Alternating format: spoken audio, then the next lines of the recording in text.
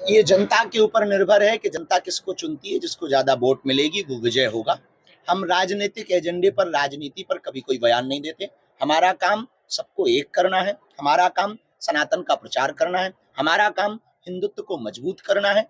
जो बहुत स्वच्छ छवि के हों, जिनसे देश का, नगर पालिका का, नगर का, प्रदेश का भला हो, उनको मतदाता मत दें ताकि उत्थान हो और उन्नति हो। बाबा जी, आप यहाँ पर आपको लग रहा है कि आपकी वजह किसी को डिमोटिवेट या किसी को मोटिवेट करने नहीं आए हैं ना, हम राजनीतिक एजेंडे से आए। हमारा आना जाना लगा रहता। बागेश्वर बालाजी मठ भिवंडी में है, हम आते जाते रहते, अपनी वार्ता रखते रहते हैं। हम एक बात स्पष्ट कहें, देश का चुनाव जातिवाद, धर्मवाद से ऊपर उठकर राष्ट्रवाद पर होना चाहिए। देश के चुनाव में हिंदू, मुसलमान, सिख, ईसाई ये बात छोड़कर केवल और केवल राष्ट्र का भला हो, सनातन का उत्थान हो। सनातन में सब आ जाते हैं। सनातन का उत्थान हो और राष्ट्र का भला हो, इस पर यदि चुनाव हो तो हमें लगता है देश के लिए भी बेहतर होगा, मुंबई के लिए भी बेहतर होगा और निवासियों के लिए भी बेहतर होगा। महाराज, एक सवाल बंगाल से रखने के ठीक 2 दिन बाद हम कोलकाता गए। वहां पर परेड ग्राउंड में एक साथ 5 लाख गीता पाठ का पाठ भी किया और इसलिए हम गए कि हमारा जाना बहुत आवश्यक था। हम किसी भी धार्मिक परंपरा मानने वाले लोगों के खिलाफ नहीं है। उन्हें अपनी पूजा पाठ करने का पूर्ण स्वतंत्र अधिकार है। 1947 में भारत की आजादी के बाद तो संविधान के तहत कोई भी अपनी देवी देवताओं का, किसी भी मजहब का व्यक्ति अपने देवी देवताओं का स्थान बना सकता। लेकिन विदेशी आक्रांता के नाम पर, बाबर के नाम पर यदि देश में कोई भी स्थान बनाया जाए तो ये इस देश का दुर्भाग्य है। और निश्चित रूप से हम ये बात कह सकते हैं कि फिर से हिंदू 1992 दोहराने के लिए तैयार रहेगा। निश्चित रूप से विदेशी आक्रांताओं के नाम पर ये धार्मिक उन्माद फैलाने की तैयारी है। और हमें इस बात का दुर्भाग्य भी है कि राम मंदिर जब बना था तो बहुत लोगों ने कमेंट किया था कि वहां अस्पताल बनाया जाना चाहिए। अब बाबरी मस्जिद की जब बात आई है तो उन लोगों के मुंह में कैंसर हो गया। आपको ये नहीं लगता आम आस्था का विषय है, राजनीतिक एजेंडे का विषय नहीं है। इस प्रकार की बातें फैला करके सिर्फ उन्माद फैलाया जा रहा है।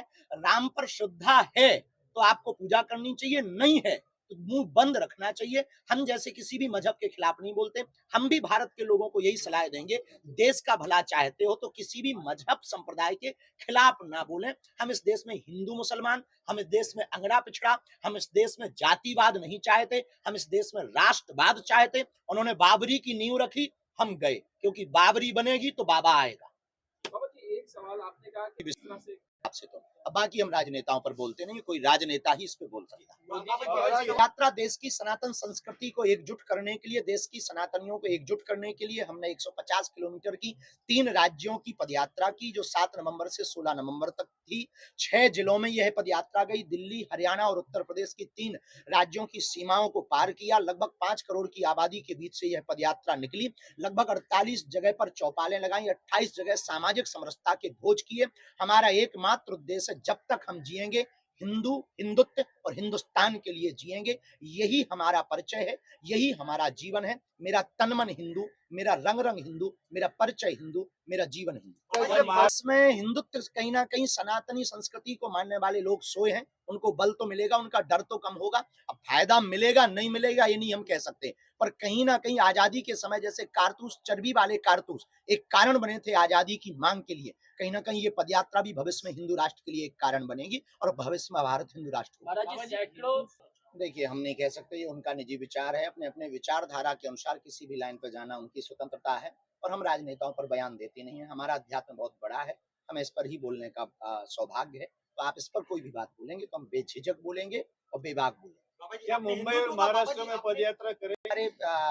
हमारे विचार में बहुत है कि हम बहुत ही जल्दी यहाँ पर पदयात्रा करें और खासकर महाराष्ट्र में तो बहुत जरूरत है कई जगहों पर पदयात्रा। इसका क्या कारण है?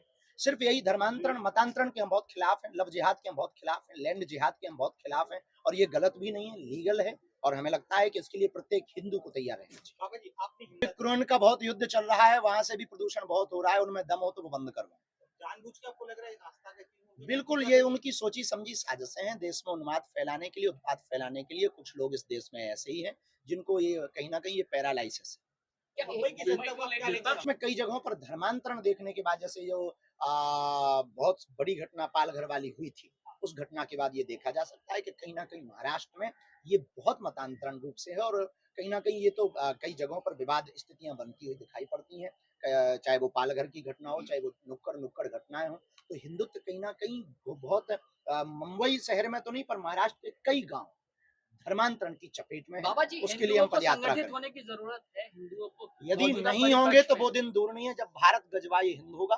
हमारा विचार है, कुछ लोगों का इस देश में विचार है कि वो तिरंगा में चांद देखना चाहते हैं। हमारा विचार है हम चांद पे तिरंगा देखना चाहते हैं। बाबा महाराज, जी, एक सवाल हिंदुत्व आपसे का जो मसला आप उठाते हैं, हिंदुस्तान एक सेक्युलर लोग ही सेकुलर पर भरोसा करते हैं। बस आपके जैसे लोगों की बुद्धि ठीक करने के लिए ही हम पदयात्राएं करते हैं।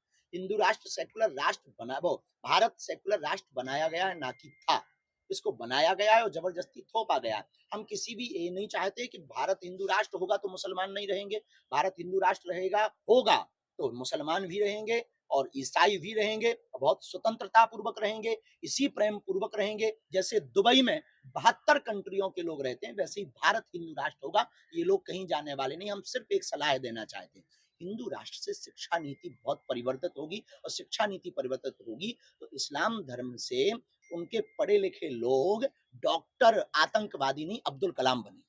महाराज, एक सवाल जो आम पूछना आदमी चाहूंगा पार्टी आपसे के कि ये देंगे कि यदि आप अभी नहीं समझे तो वो दिन दूर नहीं है जब तुम्हें मुंह तोड़ जवाब दिया जाएगा। देश के प्रत्येक, ये केवल हमारी जिम्मेवारी नहीं है, केवल हमारी 100 करोड़ हिंदुओं की जिम्मेवारी है, जो सनातन हिंदुत्व और राष्ट्र के खिलाफ है। इस देश में रहने वाले प्रत्येक व्यक्ति को मुंह तोड़ जवाब देना चाहिए, वरना घर में घुसे रहना चाहिए। आम आदमी पार्टी के सांसद हैं संजय सिंह। ठीक है, वो अपनी अपनी दृष्टि है राम को देखने की, अच्छी बात।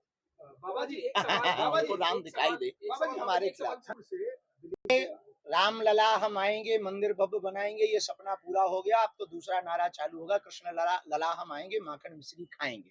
और इसके लिए हम बहुत ही जल्दी श्री कृष्ण जन्मभूमि के पास हनुमान चालीसा का पाठ करने जाएंगे। बाबा जी, और ये पहली बार बोल रहे हैं, अब तक बताया नहीं पर अब बता देते हैं। बाबा जी, पर मत देने पर कभी बोलते नहीं है। राष्ट्र हित में सब मत करें, सबसे यही प्रार्थना। जो हमें मानते हो, जो हमें नहीं मानते, वो भी राष्ट्र हित में मत करें, यही प्रार्थना है। बाबा क्योंकि जी, हम जो राजनीति, महाराष्ट्र के मुख्य प्रधान रह चुके हैं, देश की सेना के साथ खड़े रहना चाहिए किन्हीं भी परिस्थिति में। पहली बात तो ऐसा हुआ नहीं, और हुआ भी तो देश के प्रत्येक व्यक्ति को सेना के साथ खड़ा होना चाहिए। इस देश की यही सबसे बड़ी कमी है, इस देश में लोग सेना के साथ खड़े नहीं होते हैं। इस देश में सिर्फ अपने साथ खड़े होने के लिए सेना को खड़ा करते हैं। ये इस देश का दुर्भाग्य है। हमें लगता है सेना, सुरक्षा और राष्ट्र, तिरंगा, इनके साथ कोई समझौता नहीं करना चाहिए। ये बयान या मुद्दे का विषय नहीं है, ये साथ में खड़े होकर के शिद्दत का विषय। बाबा जी, आप सबकी देखिए, जिस विचारधारा से वो चल रहे हैं, हम राजनेताओं पे बहुत, हमने पहले ही बोला, फिर भी आप घुमा फिरा के नहीं आते और करें। अच्छा हो, अच्छे हैं, हमारे लिए तो बहुत अच्छे हैं और बहुत अच्छे सरलता के साथ, सहजता के साथ होते हैं। निश्चित रूप से कोई बहुत विजनरी बुद्धि वाले लोग, प्रज्ञा मेधा से संपन्न व्यक्ति राष्ट्रप्रधान होंगे तो निश्चित रूप से देश का उत्थान। कृष्ण